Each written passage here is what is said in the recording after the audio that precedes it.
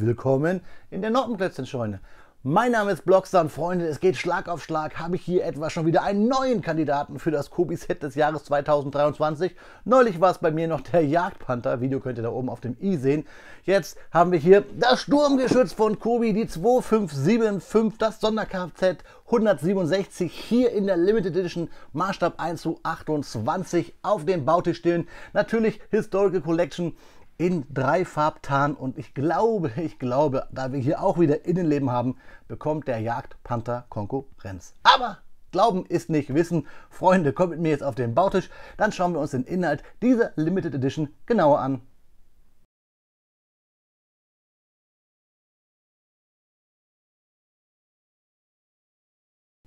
Ja Freunde, da haben wir Kobis neueste Limited Edition auf dem Bautisch liegen, das schon von mir erwähnte Sturmgeschütz 4 im Maßstab 1:28.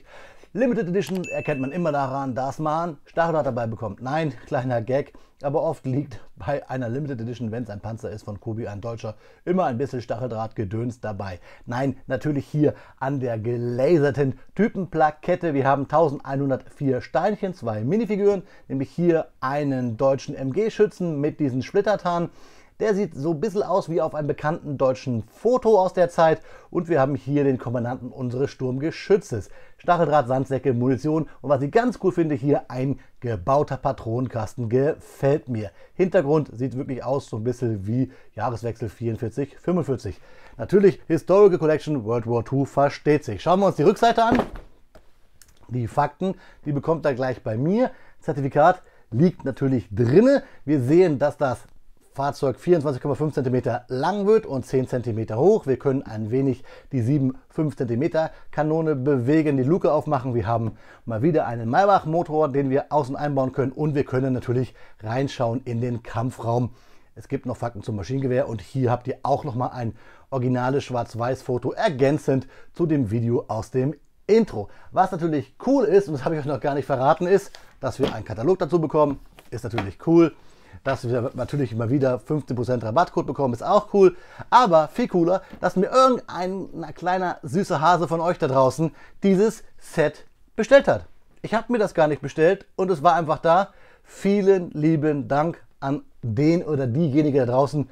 Schreibt mir doch bitte in die Kommentare, wer das war. Ich würde mich ganz gerne erkenntlich zeigen. Vielen, vielen lieben Dank. So, aber zeigen ist das Stichwort. Ich will euch jetzt zeigen, was verbirgt sich hier in dem Karton. Ja Freunde, da haben wir den Inhalt auf den Bautisch geschüttelt. Tüte 1, Tüte 2, Tüte 3.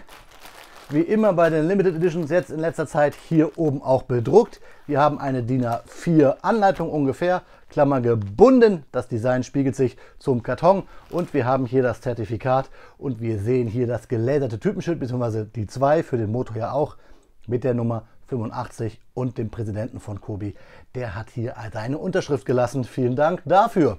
Ja, 3 tolle Tüten mit Kobi-Stein. Schauen wir uns die Anleitung kurz an. Wir packen die Anleitung mal zur Seite. Fokus auf die Anleitung. Ab 11 Jahren die Altersempfehlung und natürlich alles Pad printed und typisch Limited Edition und Panzer Maßstab 1:28. Wir bauen Kobi-Anleitungen wie folgt, beziehungsweise wir folgen ihnen wie folgt. Tüte 1, da oben steht es, mit der fangen wir an, reißen es auf, suchen uns dann pro Baustepp die Steine hier aus diesen Rechtecken raus mit den runden Kanten und dann ist der erste Bauschritt farblich, den ihr macht, dann auch wieder farblich und der erste, beziehungsweise der davor, ist dann ausgegraut. Nicht Farbe, Pfeile weisen uns den Weg, Farben weisen uns das, was wir gerade bauen. Und es gibt immer, ganz wichtig, Anlegehilfen. Da könnt ihr dann sehen, was ihr wie wo anlegen müsst, gerade bei Stangen oder bei zum Beispiel hier Flat Tiles, flachen Fliesen. Da könnt ihr dann schauen, da braucht ihr gar nicht zählen, ne? Anlegehilfe. Kobi Bauanleitungen haben keine Seitenzahlen, daher nur Bauschritte und wir sind dann fertig mit dem Bauschritt 158, nämlich den Stand zusammenbauen für den Motor hier mit dieser Laserplakette. Richtig fertig ist das Fahrzeug dann per se hier am Bauschritt 148, wenn wir die Seitenschürzen dran drücken. Hier sehen wir auch nochmal Finger. Ganz wichtig, wenn euch Teile fehlen, könnt ihr hier kontrollieren auf den letzten Seiten. Sind sogar ein paar viele. Könnt ihr euch dann hier unten beschweren bzw. die neuen Teile ordern. Wir haben auch immer Zusammenbauhilfen für die Minifiguren und ein bisschen Werbung. Ja, die beiden habe ich für euch schon gebaut. Findet ihr auf der Kobi Playlist, auch oben auf dem I. Und hier geht die Werbung dann weiter und ich kann euch verraten, dass ich alle Sets hier habe, noch nicht alle gebaut. Und diese schöne Waggon, Plattformwagen, den werde ich euch auch demnächst vorstellen. Sogar nicht nur einmal. Ja, und dann hier haben wir hinten nochmal Werbung. Einfach tolle Kobi-Sets. Aber wir wollen jetzt nicht über diese Kobi-Sets reden, sondern über unser Sturmgeschütz. Ich wünsche euch viel Spaß bei den Fakten und mir beim Klemmen.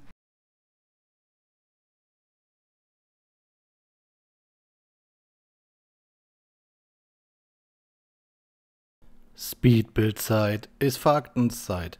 Und Freunde, ich freue mich besonders, euch hier wieder eine Limited Edition von Kobi mit Fakten anreichern zu dürfen. Wir sprechen heute natürlich über das Sonder-Kfz 167, das Sturmgeschütz 4 oder auch nur kurz Stuck 4. Dieses war ein bedeutendes Panzerfahrzeug, das von der deutschen Wehrmacht während des Zweiten Weltkriegs eingesetzt wurde. Es wurde als direkte Weiterentwicklung des erfolgreichen Sturmgeschütz 3 entwickelt und bot eine effektive Kombination aus Feuerkraft, Mobilität und Schutz. Das Stuck 4 wurde erstmals im Jahr 1943 eingeführt und basierte auf dem bewährten Fahrgestell des Panzerkampfwagens 4. Es wurde als Reaktion auf die Anforderungen des modernen Schlachtfeldes konzipiert und war dafür ausgelegt, feindliche Panzer zu bekämpfen und die Infanterie zu unterstützen. Mit einer Besatzung von 4 Personen und einer 7,5 cm Sturmkanone 40L-48 bewaffnet, erwies sich das Stuck 4 als äußerst vielseitig. Die 7,5 cm Sturmkanone des Stuck 4 bot eine effektive Panzerabwehr und Unterstützungsfeuerkraft. Sie konnte verschiedene Arten von Munition verschießen, darunter panzerbrechende Geschosse, Sprenggranaten und Nebelgranaten. Die Waffe hatte eine effektive Reichweite von ca. 1500 Meter und konnte feindliche Panzer in einem breiten Bereich treffen. Darüber hinaus ermöglichte die flache ballistische Flugbahn der Sturmkanone präzises Schießen auf entfernte Ziele. Das Design des Sonder-Kfz 167 zeichnete sich durch seine niedrige Silhouette aus wie bei jedem dieser Sturmgeschütze. Anstatt eines drehbaren Turms wie bei herkömmlichen Panzern üblich, hatte das Stuck 4 eine feststehende, superstrukturartige Aufbauweise mit seitlichen Panzerplatten. Später kamen auch noch Seitenschürzen dazu. Diese Bauweise bot mehr Schutz und machte das Fahrzeug schwieriger zu erkennen und zu treffen. Es ermöglichte dem Stuck 4 auch, sich besser in die Verteidigungslinien einzufügen und Hindernisse zu überwinden, da es eine niedrigere Höhe hatte als die meisten anderen Panzerfahrzeuge.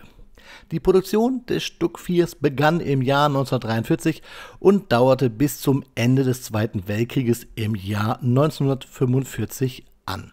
Während dieser Zeit wurden insgesamt rund 1100 Stuck 4 Einheiten hergestellt. Das Fahrzeug wurde sowohl von der Wehrmacht als auch von der Waffen-SS eingesetzt und war an allen damals zur Verfügung stehenden Fronten aktiv. Trotz einiger Schwächen wie der begrenzten Drehfähigkeit der Waffe war das Stuck 4 ein zuverlässiges und effektives Panzerfahrzeug.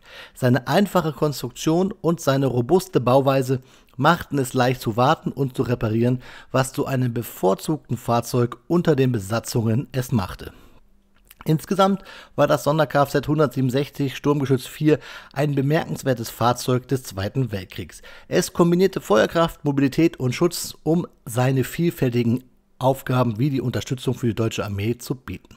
Sein Einsatz bei verschiedenen Schlachten und seine Zuverlässigkeit machten es zu einem wichtigen Element der damaligen deutschen Kriegsführung. Erwähnenswert ist hier die Tatsache, dass Generaloberst Guderian, zu der Zeit Generalinspekteur der Panzertruppen, das Sturmgeschütz 4 als ausreichend für alle Aufgaben erachtete und im Vergleich zum Beispiel vom Wert des Panzers 4 Schräger 70 mit dem Spitznamen Guderian-Ente, einen ähnlichen Fahrzeugtyp, nicht überzeugt war. Ja, Freunde, das waren die Fakten zum Sturmgeschütz 4 zur neuesten Limited Edition von Kobi, der 2575. Ich wünsche euch jetzt viel Spaß beim Review dieses Sets. Ich hoffe, dass euch das Review genauso gefällt wie die Faktenzeit. Freunde, viel Spaß! Nach 2 Stunden und 45 Minuten Bauzeit fast exakt steht das Kobi Set 2575, die Limited Edition, das Sturmgeschütz 4 Sonder-Kfz 167 hier auf den Bautisch. Vorab auch jetzt schon, ich kann gar nicht viel meckern. Eher meckert man über das Drumherum dieses Setes und die Geschichten dahinter als über das Set. Die Limited Edition kommt ja im 10 daher, die normale Version auf den Produktbildern eher so wie beim Jagdpanther mit diesem Erbsensuppengrün. Ihr erinnert euch an das Review der 2573, findet ihr aber auch da oben auf dem i, auf der Kobi Playlists. Da haben wir dieses neue Grün. Hier haben wir das Tan und bei der 2576 müsste es sein, der normale Version vom Sturmgeschütz, sieht es auf den Produktbildern auch so aus, als wenn wir hier nicht das Tan haben, sondern dieses Erbsensuppengrün. Kommen wir aber auch nachher nochmal gleich zu, wenn ich euch alle Fahrzeuge hier, die ich so habe, die mir dazu einfallen, vergleiche. Auch ja eine Geschichte, dass es hieß, das Set ist quasi mit das letzte, das die Figuren beinhaltet bei 1:28 Sets. Deswegen hat ja auch, wie gesagt, die normale Version keine Figuren. Kobi ist zurückgerudert, weil wir in der Community ein bisschen gemeckert haben. Also gibt es jetzt auch in Zukunft wieder Figuren. Aber Freunde, wir wollen ja über das Set per se reden. Ich packe es mal kurz hier zur Seite, denn wir haben ja hier die Anleitung. Habt ihr gesehen, gibt es nichts zu meckern, außer dass ich bei einem Bauschritt, nämlich beim Funkgerät, und deswegen hole ich mal die Anleitung hier raus, einen schwarzen Stein verbaut habe. Es sieht aber aus, als wenn es grau gewesen ist hier in der Anleitung. Ich hätte es mir markieren sollen, das wirkt sehr unprofessionell. Aber Freunde, ich bin ja auch gar kein Profi. Also, ich schimpfe mich gerne Kobi-Profi, aber ich bin es ja nicht. Ich verdiene damit ja nicht mein Geld. Dieser Stein sieht hier für mich dunkelgrau aus, ist aber schwarz. Das nur so meine subjektive Wahrnehmung. Zertifikat habe ich euch vorhin schon gezeigt. 85 hänge ich mir an die Wand. Nein, kommt zur Anleitung. So hebe ich es immer auf. Ihr könnt mir ja mal schreiben, wie ihr eure Limited Edition Zertifikate, was ihr damit macht. In eine Vitrine, ordnet ihr es weg. Gibt hier so Löcher, kann man ja wegheften. Oder. Schreibt mir das mal bitte in die Kommentare. Und ja, was wäre eine Limited Edition von Kobi ohne Stacheldraht? Einmal hier normales Stacheldraht. Da weiß ich gar nicht immer, kommt das jetzt wirklich von Kobi oder kaufen die das aus China ein? Weiß ich gar nicht. Ich will da nichts Böses sagen. Also einmal ganz normal, sieht aus wie eine Halsspirale. Und dann haben wir hier so eine Art spanischen Reiter, finde ich gut. Auch zusammengeklöppelt. Ist asymmetrisch, also einmal länger, einmal kürzer, damit wir es schräg hinstellen können. Gefällt mir. Auch gefallen mir die Sandsäcke, die ich eigentlich immer bei chinesischen Sets keinen Bock habe zusammenzustecken, weil es immer ungerade aussieht. Die hat übrigens hier, die haben dieses Erbsengrün hier fast. Da steht Kobi drauf, alles cool, paar Sandsäcke, nice, kann man sich an die Seite stellen. Wichtig auch noch hier, wir haben eine ganze Menge Steine über. Finde ich gut. Bei einer Limited Edition kann es ruhig ein bisschen mehr sein, was man an Steinen über hat. Dann, richtig cool, haben wir hier eine kleine Munitionskiste selber gebaut. Sage ich mal, man kann es erkennen hier mit dieser schmalen Kobi-Fliese und dann hier diese 1x2er-Fliese mit Griff für unsere Minifigur, zu der wir gleich kommen. Dann auch irgendwie guter Ton bei Limited Editions, dass wir eine Kiste haben mit Munition. Da fällt auch schon eine Munition raus. So, gut, hat die Kamera nicht aufgenommen, perfekt. Also ein paar Schuss. Im Fahrzeug haben wir auch Munition, zeige ich euch gleich. Dann haben wir hier das gelaserte Typenschild, schon mit meinen Patzepfötchen beschmiert, die 85. Und hier steht auf Hinge das typische, finde ich gut. Stellen wir mal hier hin, dann könnt ihr gleich das zuordnen. Was ich ganz besonders cool finde, ist natürlich der Motor. Ist ja auch schon gute Tradition, dass wir hier so einen Motorstand bekommen für unseren Maybach HL 120 TRM, den wir hier mit einer Noppe aufnoppen können. Da ist der Motor, gefällt mir gut. Schön dieses Cocktailsoßenfarbige Orange, nenne ich es mal, Dark Orange bei Kobi oder wie auch immer, für diesen Motor. Auch schön mit diesem Grünen, dass wir hier so Zylinder haben, Ölfilter, wie auch immer. Und wir können es hier drauf noppen. Und der Motor sieht gut aus auf seinen Stand. Na, wir machen es lieber so. Zack. Und so steht der Motor gut da. Ihr bekommt nachher auch nochmal Detailfotos. Hier seht ihr auch, er ist schön bedrückt. Hier oben die Ventilrohre Kappen. Finde ich gut, gefällt mir. Geht an die Seite. Kommen wir zu den beiden Figuren. Kommen wir hier zum Lanza in seinen Splittertarn mit diesen MG-Gurten. Ich finde, er sieht aus wie der Soldat von einem ganz berühmten Foto aus dem Zweiten Weltkrieg. Blende ich euch mal rechts ein, ebenso wie diese Figur generell in groß. Wir haben diese Schnürschuhe, diese späten, die es zum Ende des Krieges gab, dann mit Gamaschen getragen bei der Wehrmacht. Hinten haben wir hier Gasmaskenbehälter, Wasserflasche und auch diesen Y-Trageriemen mit dem Gurt noch um den Hals. Wir haben das MG hier mit diesen, na, die Kamera will nicht so scharf schalten, ihr seht es auf jeden Fall ja nochmal rechts in groß. Das MG hier mit diesem Gummigurt, der auch etwas stabiler aussieht. Etwas ältere brechen leicht und werden porös. So, wechseln wir zur nächsten Figur, die im Fahrzeug ist, und dann können wir das Fahrzeug auch wieder ranholen und wir holen hier unseren Kommandanten heran. Der hat ein Problem, nämlich, das seht ihr, ob scharf oder auch nicht scharf, das ist eigentlich egal, denn hier der Kopf, der ist bei mir, ja, ist der fast kopflose Panzerkommandant, der ist sehr locker, der Kopf. Ja, man hört es jetzt nicht, aber es glaubt mir, Freunde, er ist sehr, sehr locker. Figur ist schön bedrückt, Stiefel, grüne Uniform. Wir sehen auch, der Herr ist ein bisschen dekoriert, da sehen wir es. Er guckt etwas, als hätte er Zahnschmerzen. Und wir sehen halt hier das rote Band. Gefällt mir richtig gut. Und auch hinten bedruckt die Figur. Bis auf diesen Kopf hier, der ist ja lose. Vielleicht werde ich das bei Kubi reklamieren. Ihr könnt ja mal schreiben, wie es bei euch ausschaut, ob bei euch die, seht ihr? Ach, schade. Ob die Figuren bei euch auch alle akkurat sind. Bei mir nicht. Schauen wir uns aber jetzt das Fahrzeug an. Das Highlight des Sets.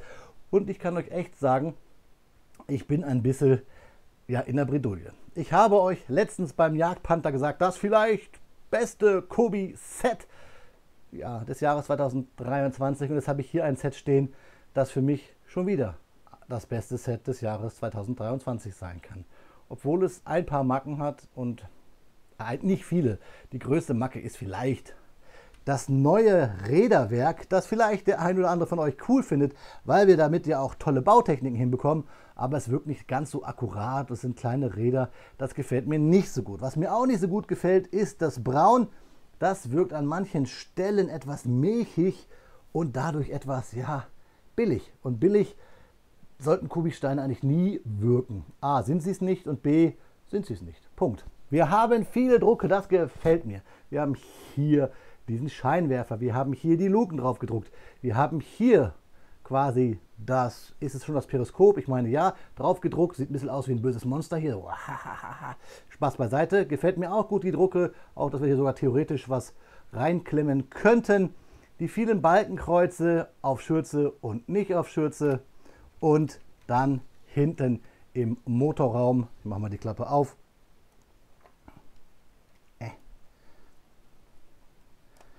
Ja, ihr seht schon, das wollte ich euch eigentlich später zeigen, aber ich finde diese Klappe nicht gut gelungen. Die ist mir zu dünn.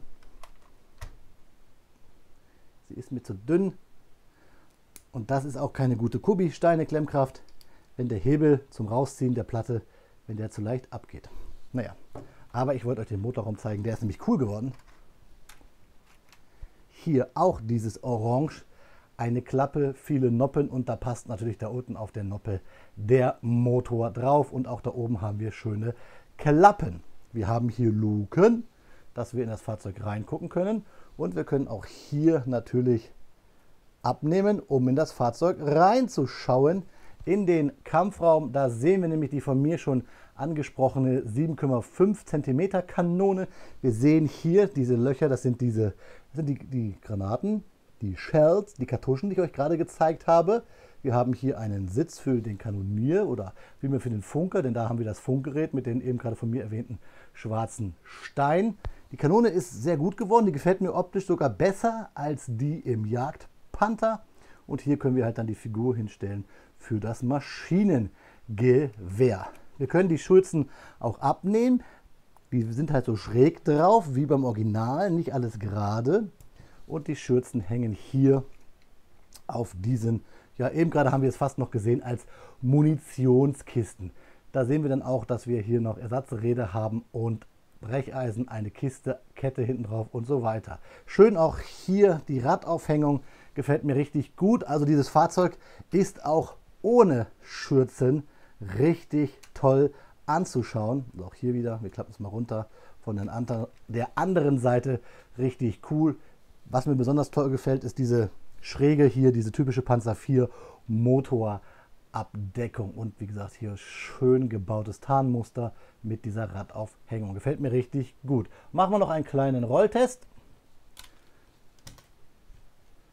Kamera scharf schalten bitte auf dieses wunderschöne scharfe Geschütz, bzw. Gefährt, und rollt auch sehr gut und macht auch aufgrund der vielen Räder schöne Geräusche, wie es sich gehören soll zu so einem Fahrzeug. Ich mache jetzt mal kurz hier mittendrin einen kleinen Schnitt, das haben wir nicht oft. Ich habe nämlich zu kurze Arme, denn ich möchte euch noch zwei Fahrzeuge zeigen, die da stehen, die ich hiermit vergleichen möchte. Ja, jetzt sieht es hier aus wie auf der Sammelstelle im Mai 45 für die abzugebenden Fahrzeuge der Verlierer. Ich packe mal kurz die Schützen hier an die Seite, beziehungsweise will ich sie euch noch mal kurz zeigen. Beim Bauen habe ich die ganze Zeit gedacht, so, das hält doch niemals, weil wir teilweise hier auf den Schrägen drauf noppen, aber es sieht ganz cool aus. Man muss es halt typisch Kubi ein bisschen festdrücken hier, dann hält es auch, ne? Aber gefällt mir. Kann man sicherlich auch gut dann wegmocken oder, Freunde, Tarnmuster für Flugzeuge. Irgendwie vielleicht gerade die vielen Slopes hier in der Bauweise der Schürzen. Das gleiche hier und wir haben auch hier nochmal schöne abgerundete Steine in so mancher Farbe, die wir vielleicht vorher nicht so hatten. Auch hier wieder festdrücken und dann ist gut. Stangen als Abstandhalter und dann haben wir sie so schräg dran. Habe ich euch ja gerade gezeigt. Die Motorabdeckung gefällt mir nicht, dass sie von unten schwarz ist und dann, dass sie halt sehr kleinteilig gebaut wird, weil da friemelt man die sich echt ab. Ich zeige es euch nochmal, während ich euch trotzdem nochmal das Sturmgeschütz 3 und den Panther hier hinstelle, weil ich da noch was zu sagen möchte. Wir friemeln es trotzdem kurz zusammen. So. Und ich persönlich empfinde es als Friemeln. Ich zeige es euch durch diese Abdeckung hier. So, und weil es kleinteilig gebaut ist, ist es auch nie so richtig ganz gerade. Obwohl man hier jetzt so Auflagepunkte hat, das sieht man vielleicht da durch Jumper und auch hier mit der Noppe. Aber irgendwie, ja, wirkt es auch nie ganz zu irgendwie. So, da auch per Noppe drauf, fertig. Egal, lassen wir das Fahrzeug mal ohne Schürze. Die sind sowieso oft im Felde abgefallen. Ja,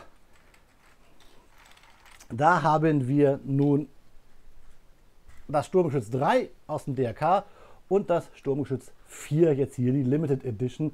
Und ich muss euch sagen, diese Rollen hier gefallen mir so besser. Wir haben das Gummi drauf, das Schwarze, das gefällt mir besser als diese kleinen farblichen Rollen.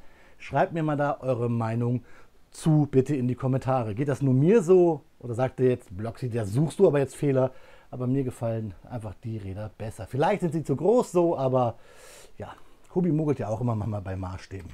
Und dann hier der Jagdpanther. Ich habe in den sozialen Medien schon mal Bilder gepostet, wo ich die beiden verglichen habe, beziehungsweise gegenübergestellt habe. Und das ist halt dieses Erbsensuppen, grün, oder meine Freundin sagt immer Senfgelb.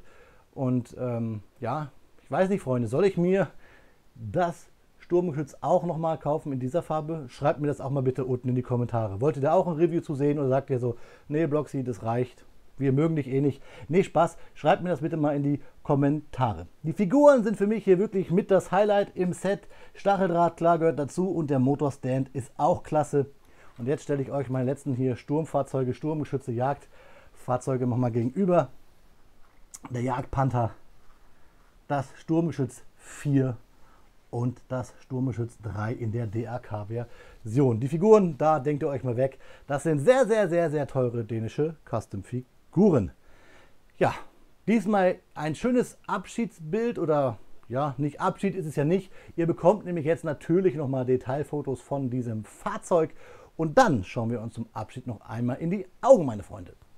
Ja, Freunde, wie immer an dieser Stelle ein paar Detailfotos, damit ihr euch selber ein Bild machen könnt von der, wie ich finde, schönen Limited Edition 2575.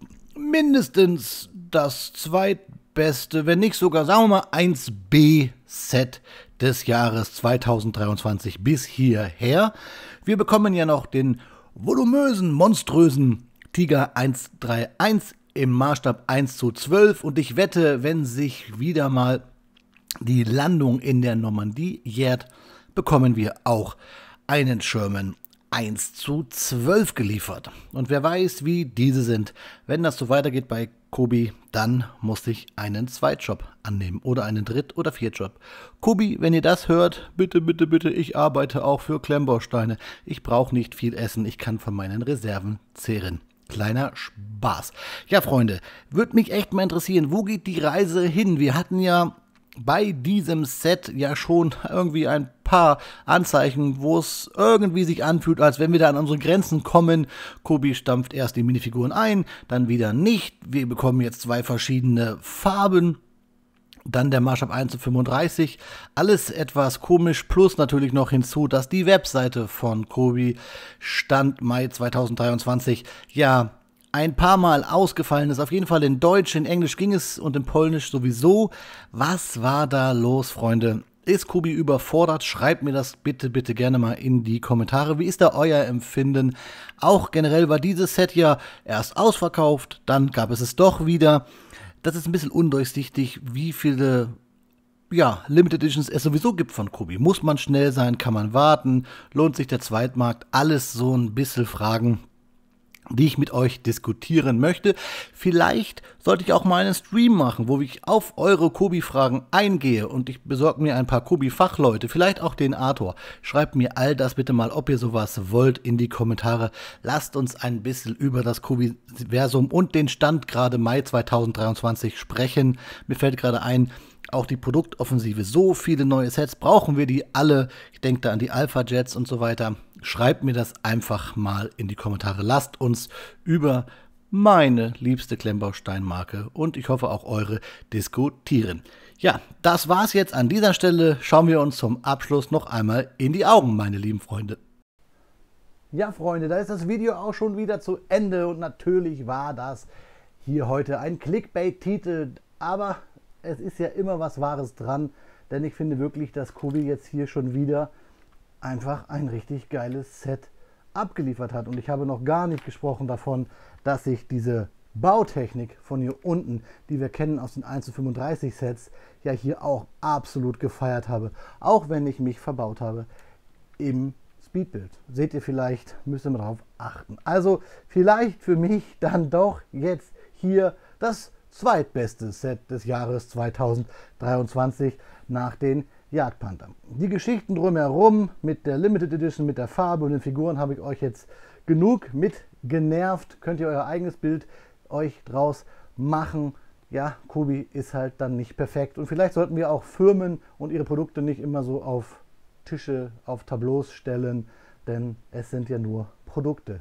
Spielzeug, auch wenn es ziemlich geiles Spielzeug ist, beziehungsweise Modellbau, nennt es wie ihr wollt, darf jeder machen wie er will. Was ich noch ganz vergessen habe, ich bin ja Team Popo und diesen Popo hier finde ich richtig, richtig cool. Schreibt mir eure Meinung dazu bitte in die Kommentare. Lasst mir gerne ein Abo da. Eine Glocke, die gibt es auch. Drückt sie, dann verpasst ihr nämlich keines meiner Videos mehr. Und ihr habt es vielleicht ja schon angeteased gesehen beim Review vom Fahrzeug hier. Demnächst geht es wieder auf die Gleise. In diesem Sinne, liebe Freunde, baut was Schönes, gute Fahrt, habt eine schöne Zeit. Vergesst nicht, es wird jetzt wärmer, also geht raus und baut Kobi auf der Terrasse. In diesem Sinne, auf Wiederbauen, euer Freund, der Blockstar.